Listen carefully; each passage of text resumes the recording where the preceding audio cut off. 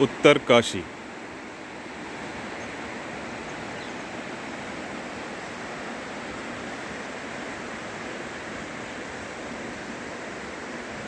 ओम नमो नारायण महाराज। ओम नमो नारायण। ओम नमो नारायण महाराज जी, कैसे हैं? बढ़िया, आपकी आशीर्वाद है।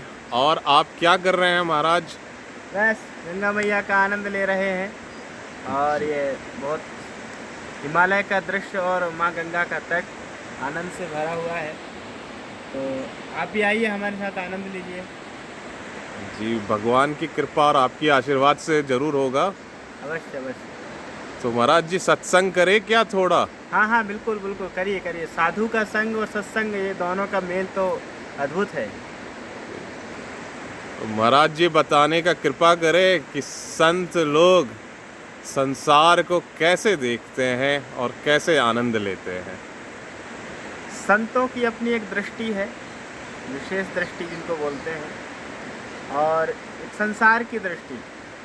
संसार की दृष्टि भोग की है। भोग मतलब तरह तरह के ऐसे ऐसे विषयों में वो उलझे रहते हैं, संबंधों में उलझे रहते हैं कि उससे कोई अलग वो सोच ही नहीं पाते। लेकिन संत जो है कि समस्त संबंधों में रहते हुए भी वो उस पर ब्रह्म परमात्मा का आनंद लेता है। इसको संत तुलसीदास जी महाराज जी भी कहते हैं कि सिया राम मैं सब जग जानी, करहूँ प्रणाम जोरी जुग पानी। कि मैं सिया राम के रूप में समस्त जगत को देखता हूँ और उसको दोनों हाथ जोड़ के प्रणाम करता हूँ। तो संत की दृष्टि बस ऐसे ही है कि जैसे एक रचना को रचयिता का बोध करके किया जाता है। जैसे किसी ने कोई घड़ा बनाया, मूर्ति बनाया, तो उसकी सुंदरता, उसकी विशेषता को देख करके उसके रचयिता का ध्यान किया जाता है। तो संत भी संसार को ऐसे ही देखते हैं। जैसे माँ गंगा पावन तट है और हिमालय की बड़ी बड़ी चोटियाँ हैं, वादियाँ हैं, तो भगवान के ही रूप में। क्योंकि गीता में विभूतियों में तो किसी को भी नहीं छोड़ा भगवान ने। सारे दिव्य दिव्य विभूतियाँ कि हिमालय को भी अपना रूप बताते हैं, गंगा को भी अपना स्रोत सामस्मि जानवी मतलब जो बहती हुई कलकल धारा है गंगा की, वह जानवी मैं हूँ, ऐसा भगवान स्वयं कह रहे हैं।